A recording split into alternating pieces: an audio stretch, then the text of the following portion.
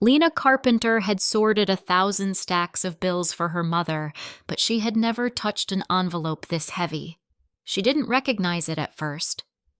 Amid utility statements, prescription printouts, and a water-stained recipe for sweet potato casserole, the envelope sat there, off-white, unusually thick, labeled in bold black ink. Estate plan and will. Her mother had handed her the pile with a breezy, "Just take a look through these when you get a minute," before disappearing to check her orchids. Lena hadn't thought anything of it. This was routine. This house, these papers, this quiet Sunday after Thanksgiving in Boise, Idaho, where the snow had arrived just early enough to powder the red brick roof and keep most people indoors. The house smelled of cinnamon and cedar polish. The heating hummed through old copper vents. In the corner, her father's recliner remained untouched since he rose with the sun, and the coffee table held a mug he probably wouldn't rinse. Lena had driven here early that morning, like she had nearly every weekend since 2010. She came prepared. Her tool bag of USB cords, her mother's password cheat sheet, and her willingness to carry the things that no one talked about. But this envelope? This wasn't usual. She stared at it longer than she meant to, then, curious despite herself, slid her finger beneath the flap. The paper inside crackled. She unfolded the will carefully, aware of how her palms had gone cold. She flipped to the asset summary. Her eyes scanned the lines, and the numbers blurred for a moment before sharpening again. The house, the joint savings, the new Subaru in the garage, her mother's collection of vintage costume jewelry, every line designated to Tiffany L. Carpenter. She looked again. There was no mention of her, not her name, not a trust, not even a phrase like "to be divided equally between."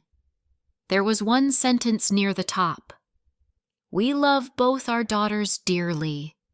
It hit harder than a slap. The room dimmed around the edges. Lena sat back against the dining chair and folded the paper again, slowly, with the precision of someone trying to buy time before the world shifted. Behind her, the sliding door squeaked. Footsteps padded into the kitchen. Maggie's voice floated in lightly. "Did you find the Idaho power bill in there somewhere?" Lena didn't answer at first. She turned, paper in hand. "Mom," she said, her voice low, even. "Is this real?" Her mother's hands, still covered with potting soil, stilled. Her eyes darted to the will and then to Lena. "Oh, well, yes, but, sweetheart, we weren't trying to hide it. We were going to talk about it soon." Lena waited. Maggie walked toward the sink, rinsed her fingers under lukewarm water. "It's not what you think. We just wanted Tiffany to feel a little more secure. She's still getting on her feet."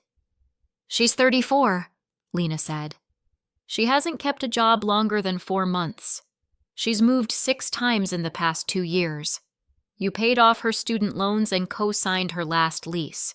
I paid your mortgage during COVID. I covered the new roof. I fixed the plumbing last winter." Maggie dried her hands, folded the towel over the stove handle. "You've always been the capable one. You don't need help." "You're right," Lena said, and her voice was hollow now. "I don't need help, but I guess I thought I deserved acknowledgement." The front door opened and clicked shut. Walter's voice called faintly. "Weather's turning fast. Snow will stick tonight." He entered the room with his mug, the one that read "Number 1 Grandpa" in fading letters, and stopped short when he saw Lena's face. "What's going on?" he asked. "She found the will," Maggie said softly. Walter didn't flinch. "Ah, that's it?" Lena said, watching him. Walter shrugged. "You're doing well, Lena. Tiffany's still figuring things out." Lena nodded slowly. She folded the will, placed it back on the table like returning a dish she never asked for. Then she stood, walked to the entryway, and pulled on her worn-out boots. Walter sipped his coffee.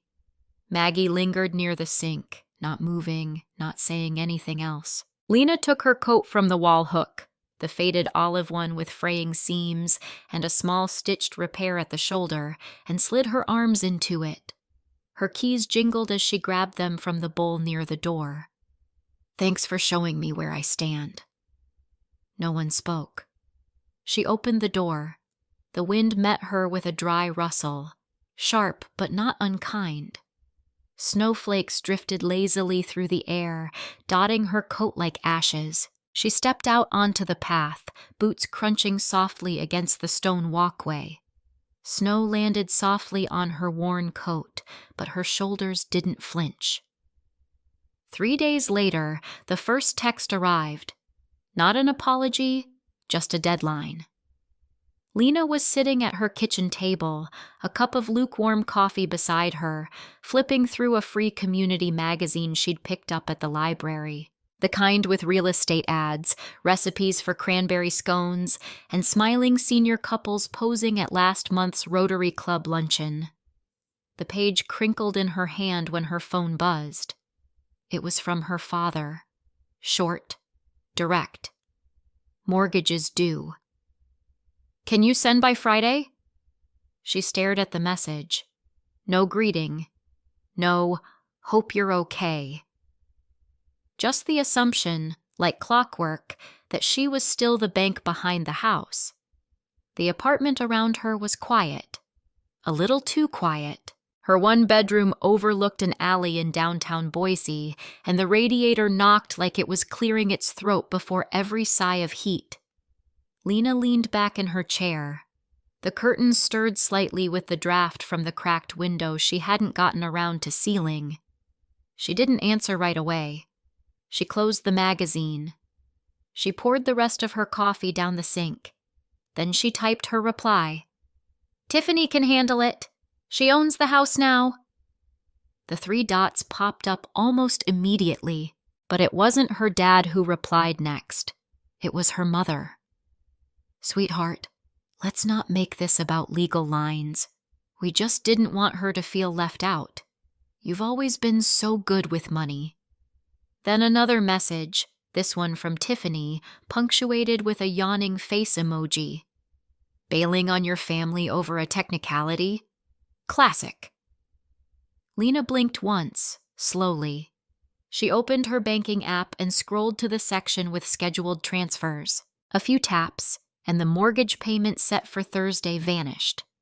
Then she pulled up the utility dashboard and canceled her auto-pays for gas, water, and trash collection. They'd all been under her name since 2020. Quiet things. Quiet debts. She didn't feel guilt.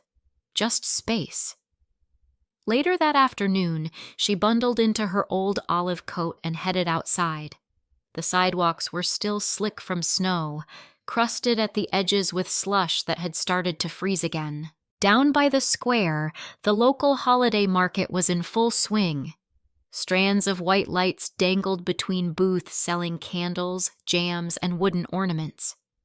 Christmas music played through a tinny speaker near the cider stand. Lena wandered between stalls. She stopped at one table where hand-painted cards were clipped to twine. A snowy church, a golden retriever in a scarf, a farmhouse wrapped in garland. Each card had that careful, cozy cheerfulness that belonged in other people's mailboxes. She admired them, but didn't buy any. Across the street, Maple and Mug was glowing from within. Condensation fogged the front windows. Inside, couples chatted over muffins. Kids pressed their hands to the glass pastry case. Lena stepped in, welcoming the warm rush of espresso and cinnamon. She ordered a raspberry chocolate cake slice and a black coffee.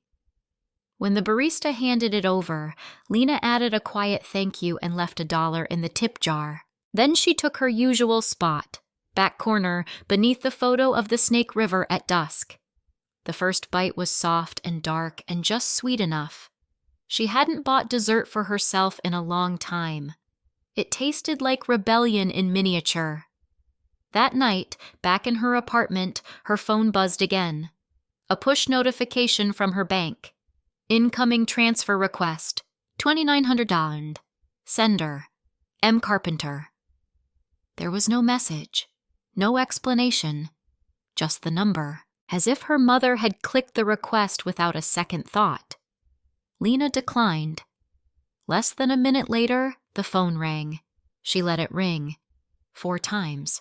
Then came the text. "Why did you decline?" She stared at the screen, then typed, "Because it's no longer my responsibility."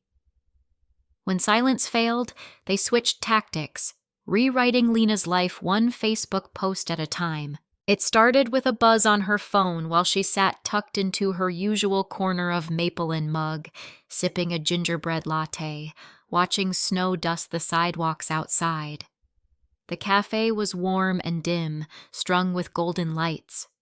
A tinny version of Silver Bells played somewhere near the counter. Lena had chosen a seat beneath the same framed photo she always did. The river at sunset, calm and still, just like she used to feel here. She glanced at the message, a screenshot from Barbara Jensen, her co-worker at the library. No words, just the image. It was her mother's Facebook post. It's heartbreaking when your own daughter turns her back on family. We're aging, we're tired, and yet she refuses to help us, even when we're in crisis. After all we've done, after all we gave, all I ever wanted was to keep our family close. Over 100 likes. Lena didn't react right away. She took another sip of her latte and scrolled. Walter's page came next. "We raised her with love and values. We thought she'd be the one to stand by us. Now the house is falling apart, and she's acting like we don't exist." The photos were old. Lena helping Maggie decorate a Christmas tree, carrying grocery bags through the snow, fixing the back porch. Each image framed like a before and after story where Lena was the villain for no longer showing up. Tiffany's post hit the hardest. No explanation. "Just a selfie?" Her lips pursed in faux frustration, captioned, "Some people only help when they get to brag." Guess I forgot how strong silent resentment looks in winter lighting. The comments flooded in. "I'm so sorry, Maggie. Praying she finds her way back to you. That generation just doesn't understand loyalty anymore." Lena stared at the screen, then closed the app. She didn't feel rage, not even sadness, just that strange, hollow click inside, like a cabinet door finally shutting all the way. She opened her laptop. In the folder labeled Documents, Mom and Dad, she pulled up PDFs, scanned utility bills in her name, payment confirmations for 3 years' worth of mortgage installments, text message screenshots. The will. That single clause. All assets to Tiffany. She didn't bother formatting, no colored background, no emojis. She opened Facebook, her profile untouched for nearly a year, and typed, "My silence wasn't consent. I was just waiting for the right moment to tell the truth." Then she uploaded the files. She hit post. It took 3 minutes for the first comment. "Lena, you did all this?" "I'm shocked." Then another. Then 5 more. Then someone shared it. Then 20. Then 80. By the next morning, her inbox was full. Some friends messaged apologies. Others said they'd always wondered why she seemed tired, withdrawn. A few admitted they'd unfollowed Tiffany weeks ago. Lena didn't reply to any of them. She just sat in the cafe with her drink, watching the snow get heavier outside. Josie sat a few tables away, hunched over her sketch pad, oblivious to the buzz Lena's post had created. As Lena stood to leave, she passed by Josie's table and caught a glimpse of what the girl was drawing. A woman, shoulders slightly hunched, wiping down a fogged window with a towel. Not a detailed face, just the posture. The soft slouch of someone who showed up and quietly disappeared afterward. Lena stepped out into the cold, pulling her coat tighter. The wind had picked up, but she barely noticed it. 2 days later, her mother deleted her post. Her father deactivated his account. Tiffany changed her profile picture to a black and white flower, but no one said sorry. Lena didn't need to check the peephole. No one else rang her bell looking like the end of a storm. The knock was soft but desperate, like someone trying not to be heard, but needing desperately to be let in. She already knew who it was. There weren't many people in Lena's life who showed up uninvited anymore, especially on a Friday evening just before Christmas. Outside the door, the hallway smelled faintly of gingerbread from the neighbor 2 units down. Twinkling lights blinked red and green in a crooked row above apartment 3B, and Lena's own door stood bare, except for the tiny cactus on the windowsill beside it. The cactus had bloomed unexpectedly that morning, a single white bud perched on top like a surprise whisper. She opened the door without a word. Tiffany stood there, clutching a thick envelope from the bank, her coat half zipped, hair pulled into a lopsided bun. She looked both exhausted and unfinished. Her eyes darted up like she wasn't sure whether to speak or cry. "I just need 5 minutes," she said, breathless. "I'm not here to fight." Lena stepped aside just enough to stand in the doorway, but not enough to invite her in. Tiffany glanced at the space behind Lena, at the tidy bookshelf, the small ficus tree in the corner, the soft light pooling from a standing lamp, but didn't move forward. "I'm not asking for money," she said quickly, holding up the envelope like a peace offering. I don't understand half of what they're saying in here. It's all in legal terms, and the deadlines are piling up. I think we missed something. I think Mom and Dad missed something." Lena's voice was calm. "Do you remember when you signed everything? When you became the sole beneficiary?" Tiffany shifted. "Yeah, but I thought—" "You thought they had it handled," Lena finished for her. "You thought someone else would take care of the hard parts." Tiffany didn't answer. Her shoulders slumped slightly. A door creaked open across the hall. Mrs. Dottie McRae peeked out with her cardigan wrapped tightly around her. She gave a quiet, "Bless her heart," before retreating again. Tiffany looked down at her boots. "I wasn't ready." Lena didn't soften. "That's the problem. You weren't ready, but you signed anyway. You weren't ready, but you said yes to all of it like it wouldn't matter, and now you're here because you assumed someone else would clean it up." "I didn't know it would get this complicated," Tiffany whispered. "It always was complicated," Lena said. "You just weren't paying attention." They stood like that for a long moment. Neither of them raised their voices. No one begged. No one slammed a door. Tiffany finally looked up. Her face, flushed from cold and shame, was open in a way Lena hadn't seen in years. "Are you really going to let the house go?" Lena didn't hesitate. "That's not my house anymore," she said quietly, "and I'm not your lifeline." Tiffany blinked. Whatever she had rehearsed died behind her eyes. She turned slowly and walked back down the hall, boots squeaking on the tile. Lena closed the door. She leaned against it for a second, then exhaled. Not relief exactly, but release. On the shelf by the door, her camera sat untouched since summer. She picked it up gently, cradled it in her hands, adjusted the strap. Her phone chimed. "Josie." "Hey, Ms. Carpenter. I think I found a title for my photo project. Want to see?" Lena didn't expect to cry over a photograph, but Josie's lens caught her in a way no mirror ever had. The photo was grainy but intentional. Lena stood in it, mid-step, crossing a slushy street with her scarf wrapped tightly and her camera tucked beneath her arm. Her expression wasn't posed. She wasn't smiling or frowning. She simply was, contained, calm, and unseen in the way a tree or bench might be, until Josie framed her otherwise. The Community Art Center buzzed with warmth that Saturday. It smelled of cider and glue, cinnamon and drying paint. Kids darted between folding tables, tacking paper stars to bulletin boards, while parents held half-spilled hot chocolate. Local musicians plucked carols on banjos near the stage. Lena hadn't planned to attend. She hadn't planned to be seen at all.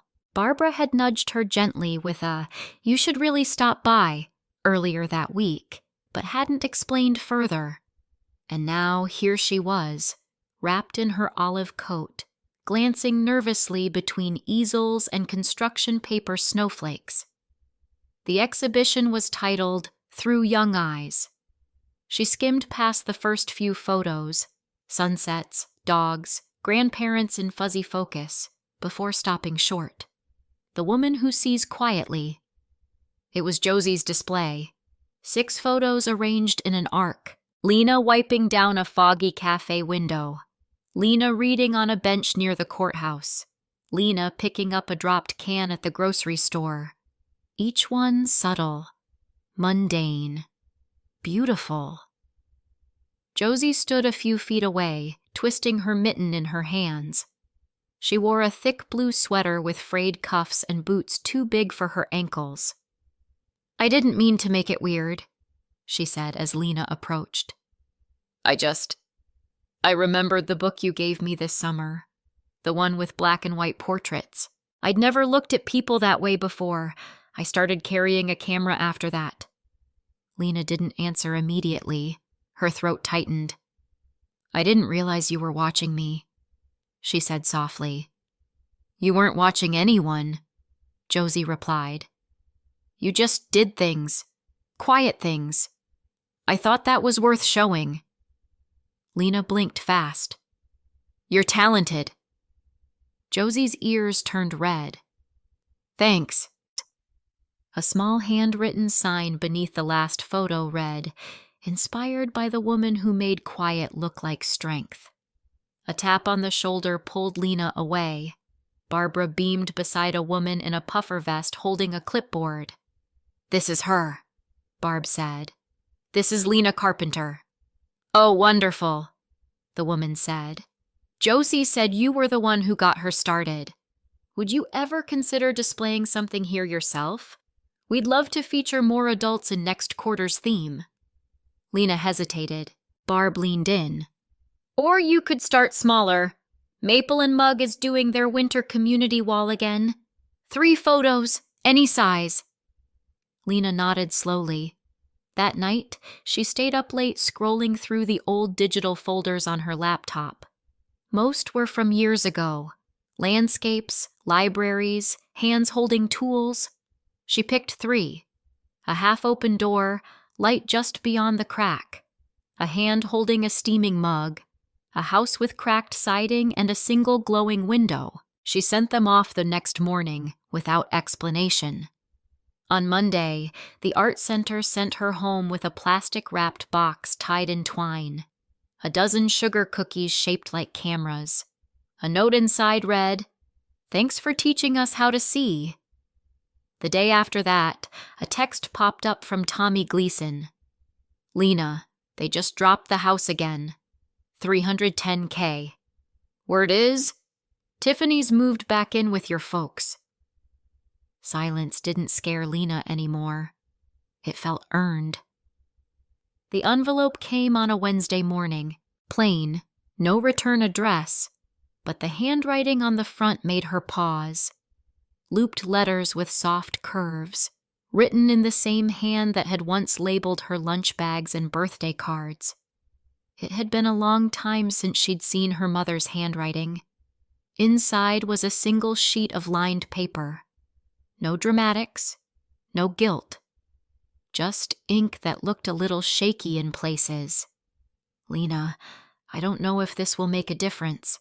I don't know how to fix what's been broken or if we can fix it at all. But I want you to know I'm thinking about you. Your father doesn't say much, but he leaves your posts open on his laptop. Tiffany, well, she's trying in her own way. I don't expect anything from you. I just hope someday you might walk back through the door. Love, Mom. Lena didn't cry. She folded the letter, ran a hand across its surface, then opened the drawer of her desk. Inside lay her old finance notebook, pages worn thin with entries from a life that had always kept someone else afloat. She placed the letter on top, then shut the drawer. It was mid-January. Boise had entered that stretch of winter where the sun showed up less like a spotlight and more like a soft bulb behind frosted glass. The sidewalks outside were mostly clear now, salt-stained and dry. The lake at Liberty Park shimmered with a thin film of ice, and the trees stood bare and gray but upright, like old friends enduring. That afternoon, Maple and Mug hosted its winter community exhibit. The cafe smelled like roasted beans and cinnamon bark, and the usual chatter was hushed, replaced by quiet steps and murmurs of appreciation. 3 of Lena's photographs were framed near the back wall. She didn't stand next to them. She didn't speak. She wandered the room with her camera slung at her side, snapping soft focus shots of people looking at things, children pointing, seniors leaning in to read the captions, someone pausing to admire the play of light on a mug. Near the pastry case, Dottie McRae approached, holding a peppermint tea and wearing her usual lavender scarf. "I always knew you were the strong one," she said in a low voice, as if it were a secret just for them. This time, Lena didn't wave it off. She smiled. "Thank you." On one wall hung Josie's newest piece, a photo of Lena standing in front of a window, camera in hand, sunlight splintering across her profile. It was quiet, but not invisible. She stayed until the lights dimmed and the final cookies were boxed away. Later that evening, at home, Lena opened her laptop to check the art center's website. A new email sat unread in her inbox. "Ms. Carpenter, we were impressed by your recent exhibit and your influence on younger photographers. Would you consider leading a short course this spring on capturing quiet spaces? The theme is seeing without noise." She stared at it for a while, her hand resting on the trackpad, a smile slowly tugging at the corner of her mouth. She got up, padded to the window. Outside, snow had started falling again. Not heavily, just enough to dust the railing, to hush the cars below. The light from her living room glowed faintly across the glass, casting reflections along the wall behind her. She paused. There, framed above the couch, hung the photograph Josie had gifted her, the one chosen to close out the cafe exhibit. A woman in profile standing by a lake, wrapped in a thick coat, camera in hand, staring not at the lens, but beyond it. She stood beside the window, watching snow drift, still and warm, as that same golden light reflected quietly from her own image on the wall. Some storms end not with thunder, but with a quiet shift in the air, like snow falling on a still lake. Lena didn't reclaim the house or rewrite the past, but she found something better, the freedom to stop proving her worth. Sometimes, the most powerful kindness is the kind that says no, not out of anger, but out of peace. Like a light left on in a window no one sees, goodness doesn't need an audience to matter. And if this story touched something familiar in you, perhaps it's time to honor the quiet ways we care, starting with ourselves.